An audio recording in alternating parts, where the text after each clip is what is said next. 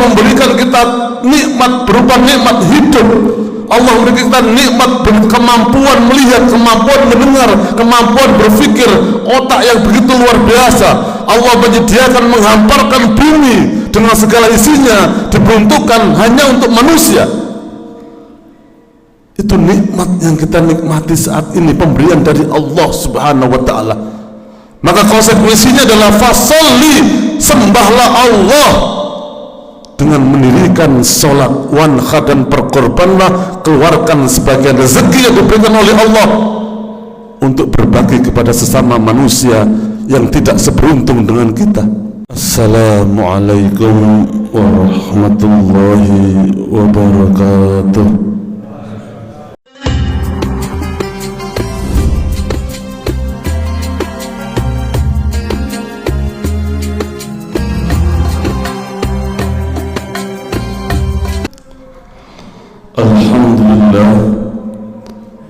Alhamdulillahi Rabbil Alamin alladhi ja'ala lakumul arda firasan was samaa binaa wa anzala minas samaa'i ma'an fa akhraja bihi minas samarati rizqan lakum fala taj'alu lillahi andadan wa antum ta'lamun. Alhamdulillahi alladhi khalaqa lakum ma fil ardi jami'an thumma istawa ila as-sama' fasawwahunna sab'a samawat wa huwa bikulli shay'in alim. Asyhadu an la ilaha illallah wahdahu la sharika lah wa asyhadu anna Muhammadan abduhu wa rasuluhu la nabiyya ba'dah. Inna Allaha wa malaikatahu yusalluna 'alan nabiy ya ayyuhalladzina amanu sallu 'alaihi wa sallimu taslima.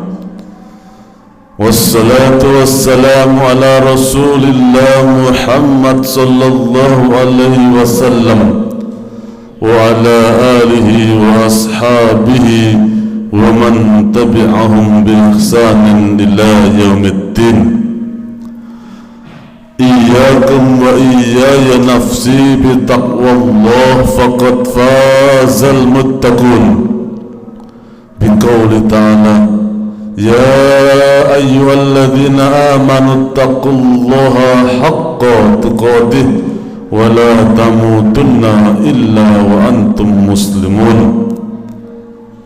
وقال تعالى في كتابه الكريم أعوذ بالله من الشيطان الرجيم يا أيها الذين آمنوا اتقوا الله وقولوا قولا سديدا يصلح لكم أعمالكم ويغفر لكم ذنوبكم ومن يطع الله ورسوله فقد فاز فوزا عظيما.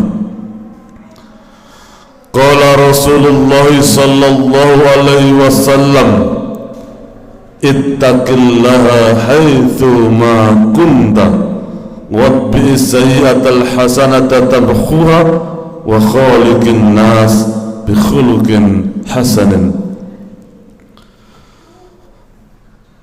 Segala puji kita panjatkan kehadirat Allah Subhanahu wa ta'ala. Kita bersyukur kepada Allah Subhanahu wa ta'ala atas seluruh nikmat yang telah diberikan oleh Allah kepada kita, baik nikmat yang kelihatan ataupun nikmat yang tidak tampak oleh mata kita. Nikmat yang begitu luar biasa, yaitu nikmat iman dan Islam yang masih ada dalam dada dan hati kita. Semua adalah pemberian dari Allah Subhanahu wa ta'ala. Hidayah yang kita saat ini dalam hati dan fikiran kita adalah murni karunia dari Allah Subhanahu wa ta'ala. Salawat dan salam senantiasa kita ucapkan, kita bacakan untuk Rasulullah Muhammad sallallahu alaihi wasallam, utusan Allah yang diperintahkan oleh Allah untuk menyampaikan risalah dan wahyu Allah kepada seluruh manusia, agar manusia kembali kepada fungsi daripada Allah menciptakan makhluk yang bernama manusia, yaitu beribadah, tunduk, patuh, mengabdi kepada Allah Subhanahu wa ta'ala. Jamaah sidang Jum'ah yang dimuliakan oleh Allah, mari kita senantiasa meningkatkan iman dan takwa kita kepada Allah Subhanahu wa ta'ala dengan jalan memperbanyak kuantitas ibadah, menyempurnakan kualitas ibadah kita, karena dengan ibadah maka iman dan ketakwaan kita akan bertambah kepada Allah Subhanahu wa ta'ala. Al-iman yastad wa yanqus, yastad bil ibadah wa yanqus bil maksiyah. Keimanan itu bisa bertambah dari hari ke hari, dari bulan ke bulan, semakin setiap waktu akan bertambah ketika kuantitas ibadah kita diperbanyak dengan tidak melupakan kualitas ibadah kita yang kita kerjakan sesuai dengan tuntunan dan ajaran dari Rasulullah Muhammad sallallahu alaihi wasallam.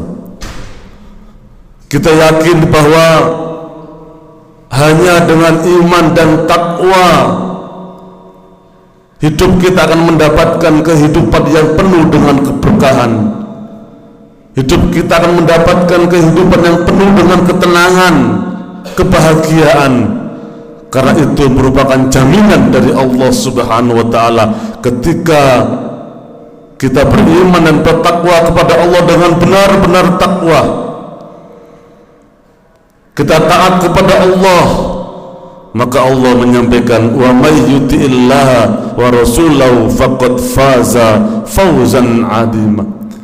Barang siapa yang taat kepada Allah dan Rasulnya, tunduk dan patuh pada semua perintah Allah dan menjalankan semua ajaran Rasulullah, maka Allah akan memberikan faza fawzan 'azima, kemenangan yang benar-benar kemenangan yang sangat besar. Dan itu diberikan kepada orang-orang yang beriman dan bertakwa kepada Allah Subhanahu wa ta'ala. Jamaah sidang Jum'ah yang dimuliakan oleh Allah, sebulan yang lalu kita menikmati indahnya bulan Ramadan, di mana ujungnya adalah sarana yang diberikan oleh Allah kepada kita akan menjadi manusia yang bertakwa kepada Allah. Sebentar lagi kita akan memasuki bulan yang penuh keberkahan, bulan yang penuh dengan ibadah fisik, di mana tujuan dari Allah adalah untuk mengukur ketakwaan kita kepada Allah Subhanahu wa ta'ala. Di mana bulan ini adalah bulan di dalamnya ada pelaksanaan rukun Islam yang kelima, yaitu melaksanakan ibadah haji, dan merupakan ibadah yang penuh dengan fisik yang sangat kuat, penuh dengan pengorbanan jiwa dan raga, di samping itu juga pengorbanan materi, tidak lain untuk mengukur ketakwaan kita kepada Allah Subhanahu wa ta'ala. Maka dalam momentum yang sangat luar biasa ini, kita mencoba mengukur diri kita, sejauh mana kita bersikap ketika Allah menurunkan perintahnya melalui Rasulnya kepada manusia. Allah berfirman, "Tsumma awrasnal kitaba alladziina istafaina wa minhum dzalimun li nafsihi wa minhum sabiqun bil khairat bi'nillah wa minhum muqtasidun bih Ada 3 golongan yang disebutkan oleh Allah ketika Allah menurunkan perintahnya. Golongan yang pertama adalah zalimul li nafsih, yaitu golongan orang-orang yang bersikap zalim, menganiaya dirinya sendiri. Apapun yang dikeluarkan oleh Allah melalui Rasulullah, yang disampaikan oleh Allah melalui Rasulullah di dalam ayat-ayat Al-Quran, maka manusia model seperti ini menutup telinganya rapat-rapat, seakan-akan matanya buta, tidak mau melihat kebenaran. Akal dan pikirannya, hatinya dipenuhi dengan hawa nafsu, sehingga menolak kebenaran yang datang dari Allah Subhanahu wa ta'ala. Maka Allah mengibaratkan orang seperti ini apa? Zalimul li nafsih, menganiaya dirinya sendiri. Dengan apa? Menjerumuskan ke dalam neraka Allah Subhanahu wa ta'ala. Maka golongan seperti ini disampaikan oleh Allah, yaitu golongan orang-orang yang menolak hukum-hukum Allah, membuang jauh hukum-hukum Allah, bahkan mereka menghina ajaran-ajaran Allah Subhanahu wa ta'ala. Bahkan Allah menyampaikan, wa man a'radu an dzikri fa inna lahu ma'isatan dhanka wa nahsyuruhu yaumal qiyamati a'ma. Ada 2 resiko yang ditanggung oleh orang-orang yang bersikap ketika Allah menurunkan wahyunya, ketika Allah menurunkan perintah dan larangannya, menurunkan hukumnya. Mereka membuang jauh-jauh hukum Allah, menolak bahkan membelakangi hukum-hukum Allah, padahal Allah dengan jelas menyatakan kelak mereka akan dibangkitkan oleh Allah dalam keadaan buta, dan mereka diberikan kesempitan hidup di dunia, dan balasan bagi mereka adalah neraka jahanam. Ini adalah golongan pertama ketika Allah menurunkan perintahnya, menurunkan hukumnya, membuang jauh-jauh, menolak hukum Allah Subhanahu wa ta'ala.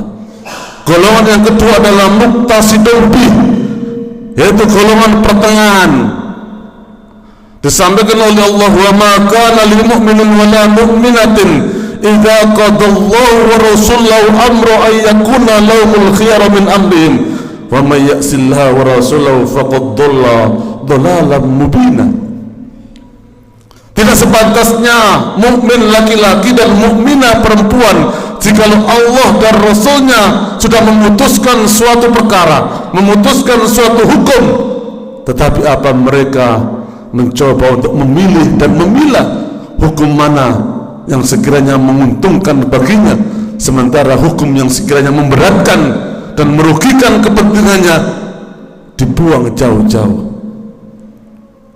Dengan tegas Allah menyatakan, wa may ya'sillaha wa rasulahu faqad dhalla dhalalan mubina. Barang siapa yang mencoba untuk mengikuti hukum selain hukum Allah, aturan selain aturan Allah, maka dipastikan berada dalam kesesatan yang benar-benar jauh dari jalan Allah Subhanahu wa ta'ala. Karena semua hukum dasarnya adalah Al-Quran dan Sunnah Rasulullah. Wa in tuti' man aksara fil ardi yudilluka an sabil. Jikalau engkau tunduk dan patuh taat kepada hukum yang dibuat oleh kebanyakan manusia, mengikuti hukum karena berdasarkan kuantitas, kebanyakan manusia sepakat dengan hukum itu, maka dipastikan kita akan tersesat dari jalan Allah Subhanahu wa ta'ala. Karena hukum aturannya adalah tidak berdasarkan kuantitas, tidak berdasarkan jumlah banyaknya manusia yang mengikuti, tetapi dasarnya adalah Al-Quran dan Sunnah Rasulullah Sallallahu Alaihi Wasallam. Maka golongan orang-orang yang seperti ini, yang memilih dan memilah hukum-hukum Allah, digolongkan oleh Allah menjadi golongan pertengahan di dalam mensikapi hukum-hukum Allah. Golongan yang ketiga adalah golongan yang sangat luar biasa, sabiqun bil khairat bi'idillah, yaitu golongan yang senantiasa berbondong-bondong gegap gempita. Ketika di zaman Rasulullah Allah menurunkan perintahnya, menurunkan wahyunya, mereka berbondong-bondong dengan gegap gempita, dengan senang hati menyambut semua perintah dan larangan Allah dengan sami'na wa ata'na. Dan ini adalah golongan yang sangat luar biasa. Kenapa demikian? Karena mereka tidak melihat objek perintahnya, tetapi yang dilihat adalah siapa yang memerintah, yaitu Allah Subhanahu wa ta'ala. Berbeda dengan perilaku iblis ketika disuruh oleh Allah tunduk hormat kepada Nabi Adam alaihissalam. Wa idh qulna lil malaikati isjudu li adama fasajadu illa iblis aba wastakbar. Dan ingatlah ketika Allah memerintahkan kepada seluruh malaikat, termasuk diantaranya adalah iblis, sujud tunduk hormat kepada Nabiullah Adam, tetapi mereka enggan melakukan. Kenapa? Aba wastakbar, ada keengganan dalam dirinya, ada kesombongan dalam dirinya, sehingga menolak perintah Allah. Karena apa? Yang dilihat adalah konteks perintahnya. Kenapa saya disuruh sujud kepada Adam? Khalaqtahu min tin wa khalaqtani min nar. Diciptakan Adam dari tanah, sementara saya dari api yang begitu luar biasa kuatnya. Saya lebih senior. Kenapa saya harus sujud tunduk hormat kepada Adam? Yang dilihat adalah konteks perintahnya, bukan siapa yang memerintah. Jika Allah yang telah menciptakan kita dan orang-orang sebelum kita, Allah yang mencukupi kebutuhan kita, maka kita tidak melihat perintahnya, tetapi apa? Siapa yang memerintah? Maka golongan ketika ini adalah ketika diperintahkan oleh Allah melalui Rasulnya, apapun itu bentuknya, yang keluar dari mulut dan hati kita adalah sabitna wa atokna. Jamaah sidang Jumat yang dimuliakan oleh Allah, maka di hari raya kurban kita diperintahkan oleh Allah untuk berkurban,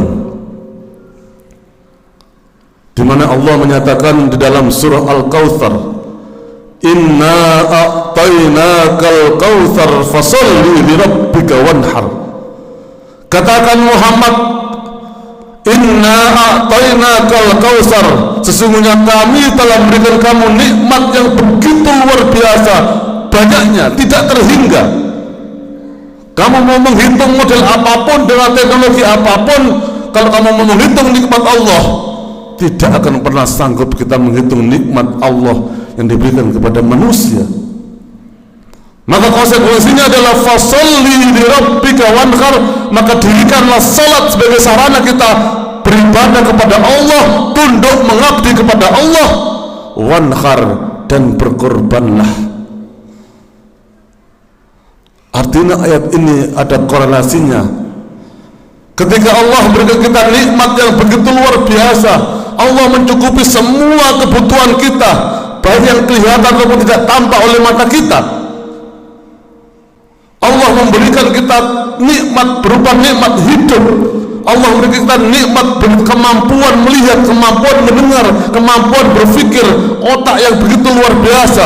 Allah menyediakan, menghamparkan bumi dengan segala isinya, diperuntukkan hanya untuk manusia. Itu nikmat yang kita nikmati saat ini, pemberian dari Allah Subhanahu wa ta'ala. Maka konsekuensinya adalah fasolli, sembahlah Allah dengan mendirikan sholat, wanhar, dan berkorbanlah, keluarkan sebagian rezeki yang diberikan oleh Allah untuk berbagi kepada sesama manusia yang tidak seberuntung dengan kita. Pemahaman terbaliknya adalah mafhumul mukhalafahnya, ketika ada manusia yang merasa tidak pernah mendapatkan nikmat Allah, maka tidak punya kewajiban untuk mendirikan sholat, tidak punya kewajiban untuk menyembah tunduk kepada Allah, apalagi berkorban dan mengeluarkan sebagian rezekinya. Kalau ada manusia yang merasa seperti itu, maka tidak punya kewajiban untuk tunduk dan patuh kepada Allah. Tetapi apakah ada manusia yang tidak pernah mendapatkan nikmat Allah? Padahal nikmat hidup yang dinikmati saat ini adalah pemberian Allah. Dia bisa hidup di dunia ini, dilahirkan ke dunia ini, adalah bukti dia telah mendapatkan nikmat Allah yang paling besar yang diberikan oleh Allah kepada manusia. Maka tidak ada alasan manusia untuk menolak dan berkata, saya tidak pernah mendapatkan nikmat dari Allah Subhanahu wa ta'ala. Allah memberikan kita kemampuan mendengar, kemampuan melihat, kemampuan berpikir, kemampuan merasakan sesuatu adalah nikmat dari Allah yang diberikan kepada seluruh yang hidup di dunia ini. Maka tidak ada alasan jika ada manusia yang mengatakan saya tidak pernah mendapatkan nikmat Allah. Walladzi khalaqalakum ma fil ardi jami'a, dialah zat yang telah menciptakan bumi dengan segala isinya, diperuntukkan bagi manusia, semuanya untuk manusia. Maka sejauh mana kita menggunakan sumber daya yang ada di bumi ini untuk kehidupan kita? Jika ada manusia yang merasa masih tidak pernah mendapatkan nikmat dari Allah, maka berada dalam kekufuran yang kufur kepada Allah Subhanahu wa ta'ala. Maka momentum saat ini, mari, di mana kita mendapatkan nikmat yang begitu luar biasa dari Allah. Jika kita hitung satu persatu, kita hitung secara detail nikmat yang insya Allah manusia tidak akan pernah sanggup untuk membalas, walaupun Allah tidak butuh balasan itu. Apa kata Allah? La'allakum tashkurun, agar kamu menjadi manusia yang pandai berterima kasih. Dengan apa? Salah satunya berbagi kepada orang-orang yang membutuhkan, salah satunya dengan jalan berkurban. Maka Allah menyatakan dalam beberapa pernyataan, barang siapa yang punya kemampuan untuk mengeluarkan sebagian hartanya untuk berkorban dan dia tidak melakukan, maka jangan pernah mendekati musallana, jangan pernah mendekati tempat sholat. Artinya apa? Ada korelasi yang sangat kuat antara mendirikan sholat dengan berkorban atau berbagi. Dan setiap amal ibadah yang diperintahkan oleh Allah, ketika kita melaksanakan ibadah puasa selama 1 bulan penuh, maka endingnya adalah kita disuruh mengeluarkan zakat fitrah, berbagi kepada yang lain. Dan saat ini pun ketika kita sudah mendirikan sholat, kita diberikan nikmat yang begitu luar biasa, maka endingnya adalah kita mengeluarkan, kita berkorban. Dan Allah tidak butuh darahnya, tidak butuh dagingnya, tetapi apa yang dibutuhkan oleh Allah? Taqwa minkum, ketakwaan kita kepada Allah Subhanahu wa ta'ala. Aqulu qouli hadza wa astaghfiru innahu huwal ghafurur rahim.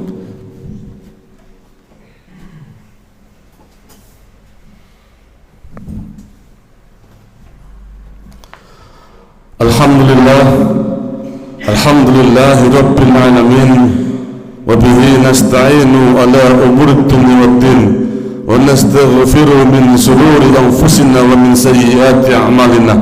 Man yahdihillahu fala mudilla lahu wa man yudlil fala hadiya lahu.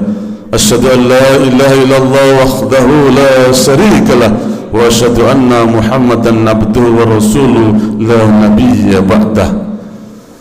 Jemaah sidang Jumat yang dimuliakan oleh Allah, di khutbah yang kedua ini mari kita berdoa kepada Allah Subhanahu wa ta'ala agar Allah senantiasa menjaga keimanan kita. Allah senantiasa memberikan inayah, pertolongan, memberikan hidayah, petunjuknya, sehingga kita menjadi manusia yang istiqomah dalam keimanan, ketakwaan dan kesyukuran kepada Allah Subhanahu wa ta'ala. Agar Allah senantiasa memberikan petunjuknya di sisa-sisa umur kita, di sisa-sisa hidup kita, sehingga nanti kita ketika maut sudah menjemput kita menjadi manusia yang husnul khotimah ketika menghadap Allah Subhanahu wa ta'ala. A'udzu billahi minas syaitonir rajim. Bismillahirrahmanirrahim. Allahumma salli ala Muhammad wa ali Muhammad kama sallaita ala Ibrahim wa ali Ibrahim wa barik ala Muhammad wa ali Muhammad kama barakta ala Ibrahim wa ali Ibrahim innaka Hamidum Majid. Allahumma ighfir lil mu'minina wal mu'minat wal muslimina wal muslimat al ahya'a minhum wal amwat. Rabbana hab lana min azwajina wa min dhurriyyatina qurrata a'yun waj'alna lil muttaqina imama. Allahumma inna nas'aluka salamatan fid din wa afiyatan fil jasad wa ziyadatan fil ilmi wa barakatan fil rizqi wa taubatan qabla al maut wa rahmatan indal maut wa maghfiratan ba'dal maut. Allahumma hawwin alaina fi sakaratil maut wan najata minan nar wal afwa indal hisab. Rabbana dhalamna anfusana wa illam taghfir lana wa tarhamna lanakunanna minal khasirin. Allahumma arzuqna ilman nafi'a wa rizqan wasi'a halalan tayyiban mubaraka wa shifaan min kulli da'in wa saqamin. Rabbana atina fid dunya hasanah wa fil akhirati hasanah wa qina adzabannar. Subhana rabbika rabbil izzati amma yasifun wa salamun alal mursalin walhamdulillahi rabbil alamin. Aqulu qawli hadha wastaghfiru innahu huwal ghafurur rahim. Qamis salat.